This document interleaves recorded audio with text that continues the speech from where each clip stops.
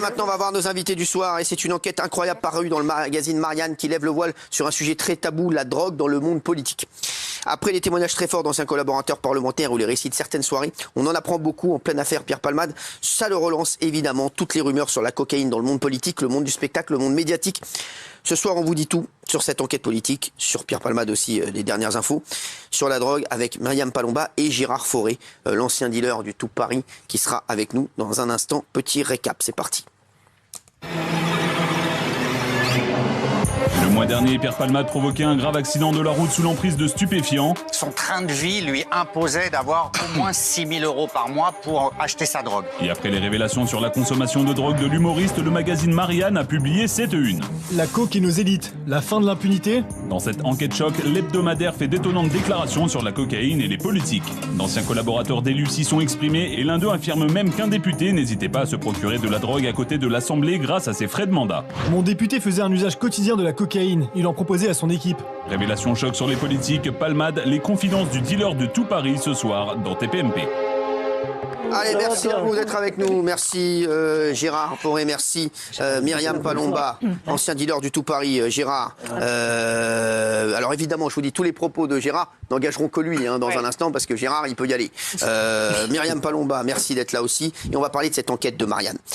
Un ancien collaborateur d'un député En Marche raconte: beaucoup de collaborateurs prennent de la cocaïne, des députés aussi. Mon député lui en faisait un usage quotidien. Il en proposait à son équipe, on pouvait bosser sur un amendement dans le bureau, il sortait un pochon, se faisait un rail et on poursuivait comme si de rien n'était.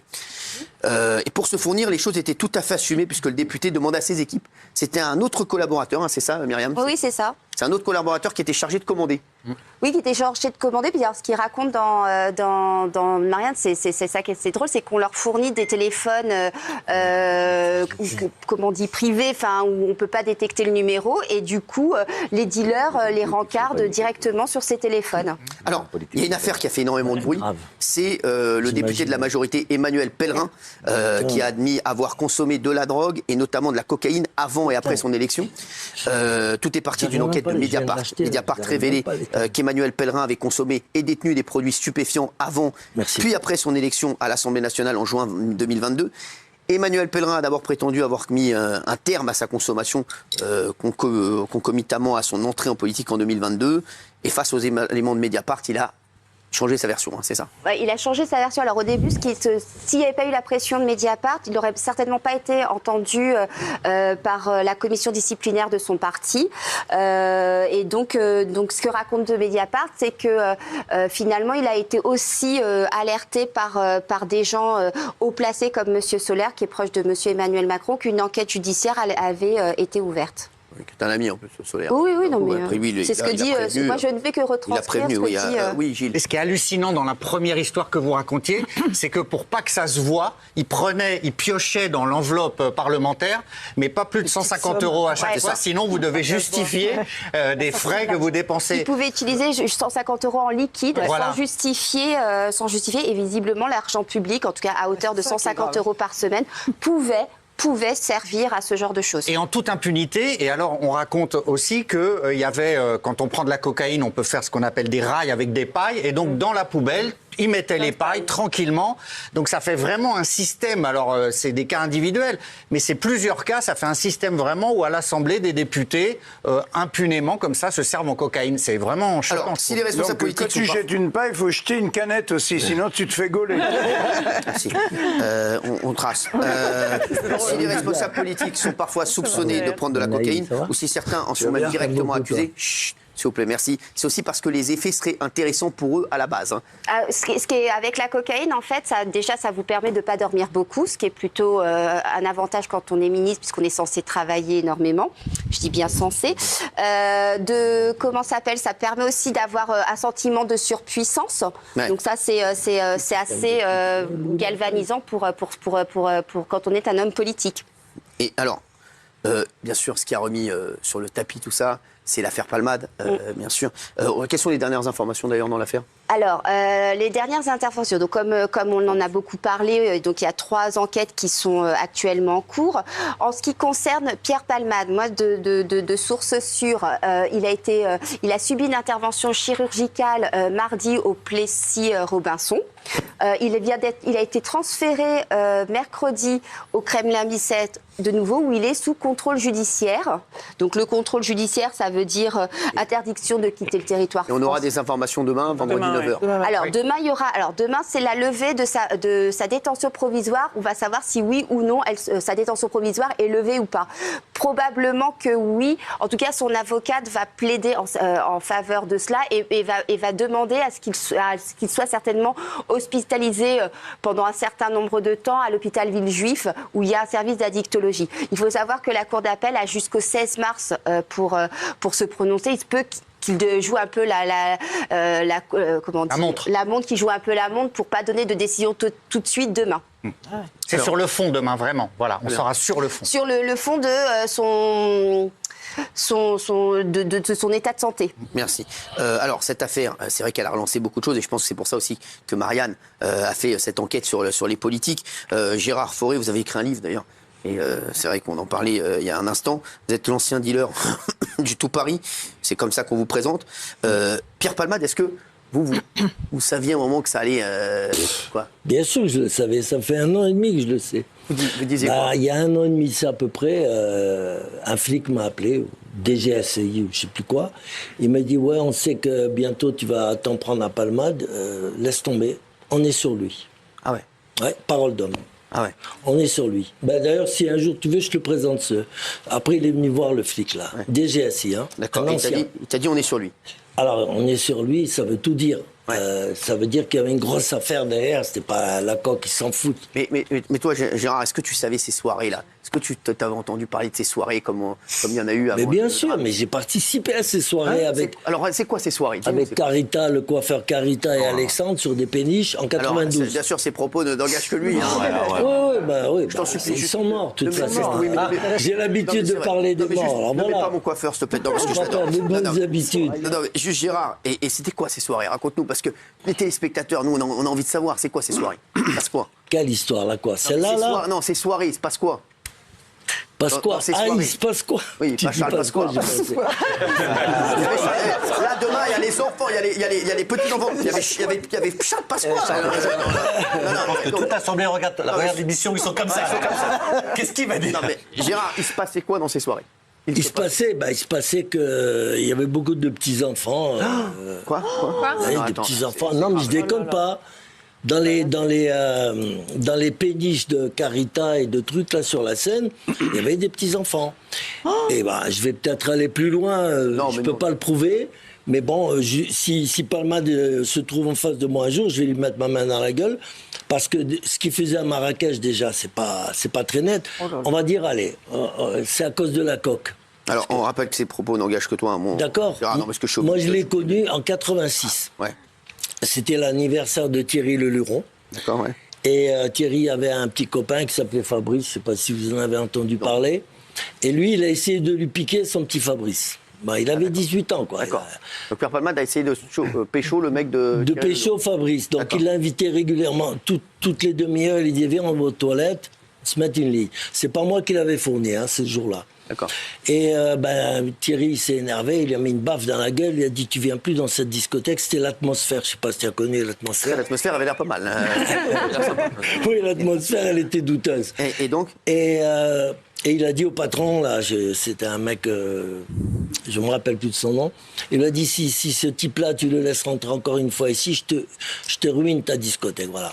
Ça c'était la première impression que j'ai eue de Palmade. Moi j'ai trouvé que c'était un odieux personnage. Après je me suis dit bon, il prend de la coque, ça peut excuser tout ça, mais tu l'as déjà fourni toi? Non, jamais. Jamais. Pourtant je lui avais donné mon téléphone. Ouais. Je l'avais trouvé sympa, mais bon après c'était pas mon problème. Il drague le Fabrice de Thierry Luron, ça me regarde pas. À cette époque et même maintenant, Gérard, est-ce qu'il y a de la drogue partout dans les soirées? Ah, il y en a partout, partout. Vraiment. Mais comment Et ça se passe comment? Ils font ça où? Ils font ça quoi, aux toilettes? Mais dans mes bouquins, j'en parle. J'ai dit, mais il y a des endroits, bon, au Vatican, par exemple, on va... Ah ouais, quand même. Le Vatican... Alors, ces propos n'engagent que lui, on va crier. Place Saint-Pierre, sur la rambarde, C'est dans mon la tome petite carte de 2. crédit. Non, dans ton Cyril, tome 2. c'est dans mon tome 2. Ouais. Dis-moi alors, Mon au Vatican. beau-père était ambassadeur de France au Vatican. Ouais. Bernard Noël, ils sont tous Et donc décédés. au Vatican, qu'il se passait quoi pour toi?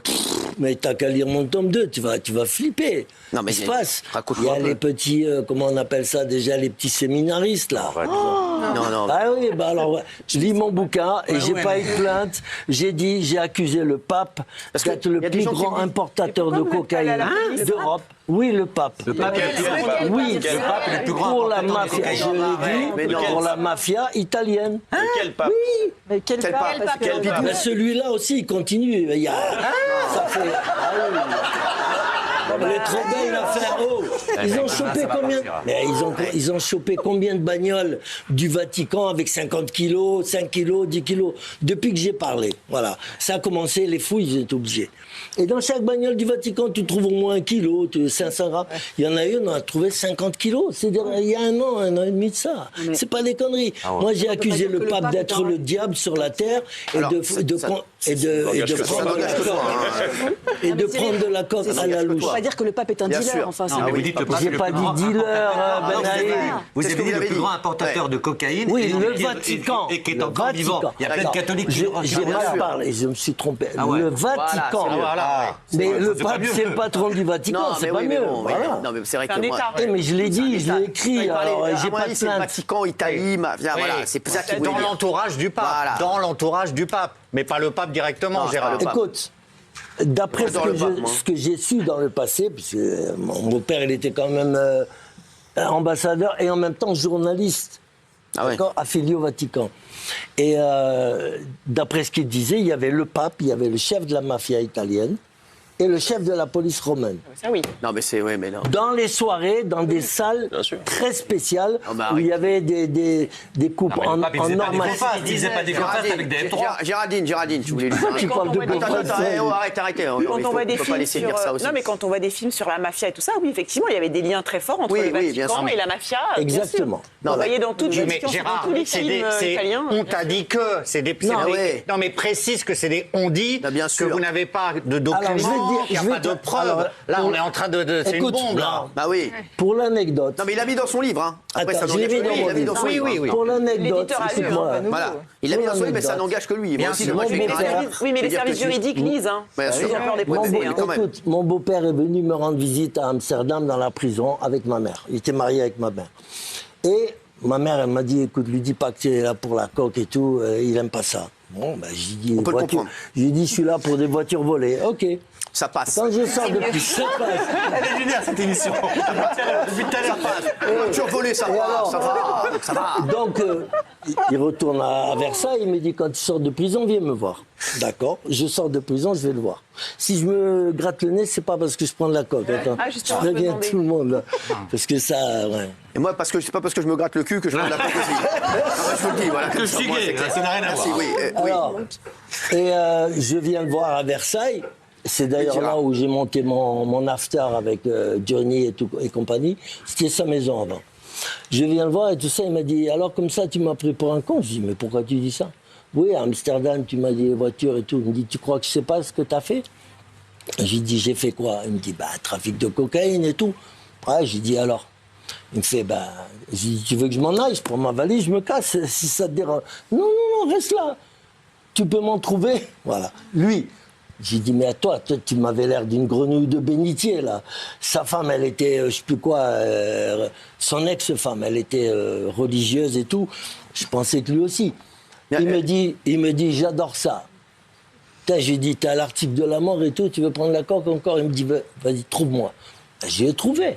D'accord. Et c'est là qu'on a pris la confiance. Gérard. Et qu'il m'a parlé du Vatican, il m'a tout raconté. Gérard, tu sais que c'est très grave hein, ce que tu dis. Voilà, bah, en tout cas, ça va. Non, c'est pas non, grave mais si je te pour dis, toi. Et est-ce que tu peux être attaqué en diffamation Bien sûr. pour ce que tu dis ce soir? Est-ce que tu en es conscient ou pas du tout? Mais on m'a pas fait de procès. Parce que tu as tout mis dans ton livre. Mais pas seulement dans mon livre, dans des émissions, j'ai parlé du pape. Je lui ai dit qu'il était le diable sur la terre et que c'était un gros consommateur. Mais il est allé en Bolivie. J'adore le pape. Moi, tu veux t'entraîner de foutre ma vie en l'air. Mais là. Cyril, tu devrais le savoir, il est allé en Bolivie. Pas le pape, il a demandé au président. Comment il s'appelait Eros Ramazzotti. Morales.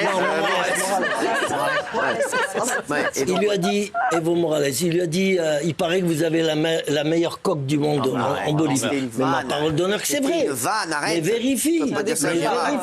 Pas le pape. de la coke. Pas le pape. Non mais arrête de le chauffer. Ne dis pas de conneries. Je chauffe pas, Cyril, j'entends des choses Il a différentes. bu à la Alors, coca. Écoute-moi, non seulement il tape de la coque, mais il le dit tout haut, tout fort. Il le dit non plus, Oui, Gérard. monsieur, il l'a dit et je l'ai rattrapé là-dessus. Il l'a dit en espagnol. Alors, si tu permets, je vais t'expliquer. Il a pas dit Salvador la tortillas coca. Non, il a dit Yo Il a dit je sigo. prends une momelette et un coca zéro. Écoute-moi, moi je connais bien l'Argentine. Il a dit Yo sigo el diablo. Non mais. Qu'est-ce que ça veut dire d'après On peut toi? entendre ça. La traduction Yo sigo el diablo. Ça veut dire je suis Le diable. le diable. Bah, ça veut pas dire. Et le diable en Argentine, c'est la cocaïne. Voilà. Et moi, je l'ai rattrapé là-dessus. Est-ce qu'il m'a fait un Des raccourcis, là, quand même. Moi, je vais te dire, Là, c'est des raccourcis. moi, je dirais que je déteste m'attaquer aux institutions religieuses et le pape. Eh ben oui, mais j'ai un si on respect pour lui. déteste tous, ils Ça, vont je peux- continuer à ça, je peux pas pourrir le la croire. France Ça, et ce le que tu monde. dis, ce que tu dis, C'est tout. je peux pas le croire. Après, on était sur Pierre Palmade quand même, on s'est retrouvé sur le pape. Non mais c'est vrai. Ce qui sort aujourd'hui sur Pierre Palmade, c'est On m'a dit que dans tes émissions, ça déconne. Ouais, mais alors, ça déconne un peu trop, là, c'est petit pas peu. déconner, là. Non, parce que moi, tu sais que c'est vrai, je suis fou du pape. En plus, je l'aime bien, celui-là. Ce qui sort sur Pierre Palmade aussi, c'est ses addictions, le chemsex, les piqûres. Tu connaissais tout ça? Quoi? Bon, le chemsex est apparu en 92, quand l'ecstasy était libre encore. L'ecstasy. Tu prends des trucs, toi? Tu prenais des trucs ou pas, Gérard? Tu prenais des trucs, toi, Gérard? J'ai pris de l'ecstasy, pas plus. Ah, comme ça. Avec la coque, bien sûr, ça Ah ouais, c'était là, à t'as la arrêté, base. t'as arrêté, là. T'as arrêté, là. Ah mais oui, carrément, j'ai plus besoin. Est-ce que tu peux dire au moins un message pour tous les jeunes qui nous regardent et tout? Est-ce que toi, tu peux dire... C'est de la merde. Mais j'arrête pas de le dire. Redis-le ce soir. Mais je dis, pour les jeunes d'aujourd'hui, je dis, mais arrêtez de prendre, c'est de la merde. Ça va les rendre fous, ils ont qu'un cerveau. Et le meilleur exemple, c'est Pierre Palmade. Voilà ce qui arrive aux gens qui vont un peu trop loin. Raison. Voilà, chaque c'est fois vrai. plus loin, mais Pierre Palmade, il a été beaucoup trop loin. Comment on peut... Mais un type intelligent, il m'a pas l'air d'un con, Palmade. Non. Il avait l'air assez intelligent pour faire ses trucs, ses sketchs et tout ça. Et tout d'un coup, voilà que monsieur, il prend du 3-MMC. Mais quoi? Mais il est malade. 3-MMC, c'est gravissime. Alors le 3-MMC, c'est La drogue de sucre. MDMA. Ouais. Et les amphétamines. Alors quand tu sais... Je croyais que c'était des compagnies d'assurance, moi. Hein? Je croyais que tu me parlais de compagnies d'assurance. Je croyais même CMDMA, non, je suis à la maternité, moi. Quand tu sais que 1 gramme de MDMA, 1 gramme, on fait avec 1 gramme de MDMA, on fait à peu près 8 à 10 ecstasy. Ah, je croyais que tu allais me dire 8 à 10 couscous. Alors quand tu prends un ecstasy, déjà... Non, c'est incroyable. Mais sexuellement, un ecstasy, ça t'envoie vraiment l'air 7e ciel, même 70e ciel. Non, mais il ne faut pas dire ça. Il ne faut pas dire ça. Mais je dis que c'est très nuisible. Après, je dis qu'il faut payer l'addition. Et je déconseille à tout le monde de prendre de l'ecstasy, du MDMA, c'est gravissime. Très bien. Et des amphétamines. MC. Alors, amphétamine, MDMA et cocaïne. Mais le mec, il est taré, quoi. C'est pas possible. Quand tu peux pas, Après, il sort en bagnole avec ça, mais c'est de la folie. Je sais pas, moi, je comprends pas qu'il en soit arrivé là. Bon, je sais qu'il n'est pas très net. J'irais même à dire qu'il y avait peut-être, hein, là, j'affirme rien, mais il y avait peut-être une histoire d'adrénochrome dans l'histoire. Adrénochrome, mais putain, vous êtes quoi? Oui, mais c'est la vérité, mais réveillez-vous, bon Dieu, merde, réveillez-vous. Attends, Gérard, c'est quoi ça? Alors là, ce serait en fait que plein de stars utiliseraient les sacrifices d'enfants pour boire leur sang afin d'avoir la jeunesse éternelle. Non, mais là, c'est Cyril, les mecs, stop, et rideau, là, les mecs, et quoi, là, vous êtes naïfs, moi, Lequel on est naïf? Il y avait des enfants dans la maison de Palmade. Mais non, c'est pas ce qu'il a dit. Il touchait aux enfants de 6 à 9 ans. Mais non, arrête. Il a dit lui-même à qui? Tu peux pas dire ça, Gérard. Celui qui l'a balancé. Ah, celui qui, mais il peut dire n'importe quoi, il a dit n'importe quoi, c'est celui qui l'a balancé. Mais pourquoi vous mettez toujours tout en doute? Tout ce que j'ai dit jusqu'à présent, c'est avéré juste et vrai. Alors moi, t'as dit que je prenais de la coke, moi. Hein? T'as dit que je prenais de la coke, moi. Qui? Donc c'est faux. Moi, t'as dit moi. Je l'ai vu dans une Je l'ai interview. pensé. Bah, tu l'as pensé, bah Parce oui. qu'on me l'a dit. Mais qui te l'a dit? Un flic. Mais il t'a dit une grosse connerie. T'as dit une grosse Le connerie. patron de la paix. Je te donne ma parole d'honneur. Donne-moi son nom. Mais je te l'ai dit l'autre jour. Non, mais qui vient d'ici Je te l'ai dit ou pas? Il est toujours en poste? Non, il est mort. Ah bah,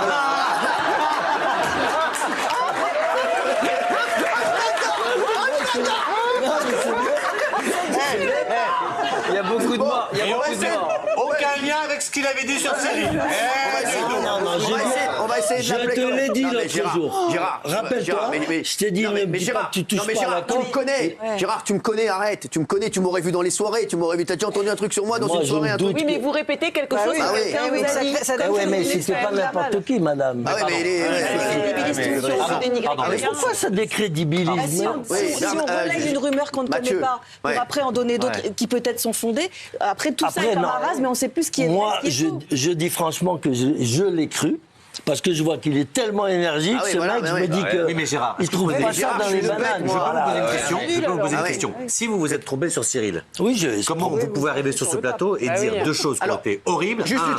Attends, juste te dis. C'est véridique, je l'ai dit, je l'ai écrit. Non, mais il a écrit ça. Non, mais et sur les enfants. Non, sur les enfants, je dis, il y a énormément de gens. Un jour, sur les réseaux enfants qui disent que c'est. Alors, je vous dis, c'est très grave. Hein. Et Gérard, ce qu'il nous dit, il y a énormément de gens sur les réseaux qui disent que Gérard soulève un truc qui est réel là-dessus. Alors, on ne sait pas. On ne dit pas que Pierre Palmade l'a fait, tout ça et tout ça. Non, mais moi, je l'adrénochrome, c'est du sang d'enfant qu'on prend sur des enfants de 3 ans pour commencer.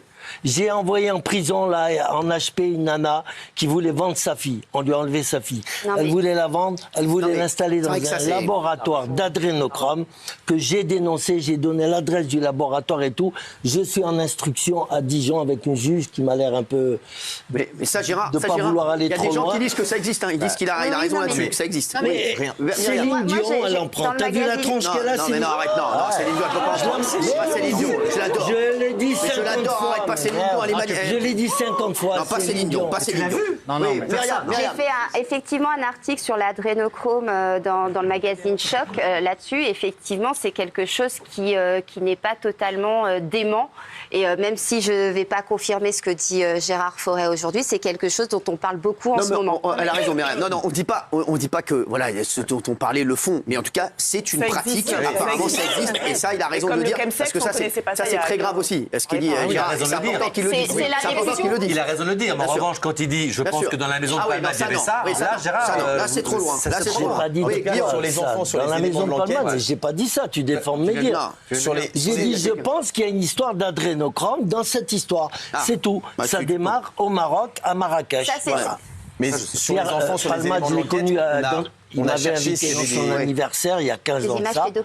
Et j'ai vu qu'il y avait trop de petits garçons. D'ailleurs, j'ai attaqué Yves Saint-Laurent et Pierre Berger au tribunal, j'ai gagné l'affaire. T'es au courant? Non, je ne suis pas au courant. Ah, voilà. Personne n'a jamais... Si, Salim Laibi avait attaqué ces 2 pédocriminels. Et il a perdu, on lui avait mis 6 mois de prison et 50 000 € d'amende. Il a fait appel, et en appel, il m'a pris comme témoin, Salim Laibi. Tu peux vérifier. Non, je suis passé au tribunal, j'ai gagné haut la main l'affaire. J'ai dit que ces gens-là étaient... Bon. Et après, c'est son chauffeur qui a confirmé mes dires. Tout ce que je dis finit par sortir et être avéré. Et voilà. C'est tout. Merci. Oui, mais quand même, une petite question. Mais ces enfants, justement, ils viennent d'où et ils sont à qui? Ils sont kidnappés ou ils viennent... C'est des enfants... Mais oui, ils sont kidnappés. Il y a 58 000 disparitions par année d'enfants et tout. On en retrouve les 2 tiers. Alors où est le troisième? Merci Gérard d'avoir été avec nous. Et en Ukraine, ils partent en Ukraine. Il y a des Roumains qui viennent kidnapper des enfants en Espagne, en Italie. Non, mais c'est incroyable. Gérard, merci Gérard. Merci Gérard. Attendez. Vous avez tous peur, c'est croire. Mais non, merci Gérard d'être venu. Merci Gérard. Mais on a abasourdi Gérard, t'as vu ce que tu nous dis? Pardon, on est à Drône. Mais regarde Macron, alors Macron. À demain.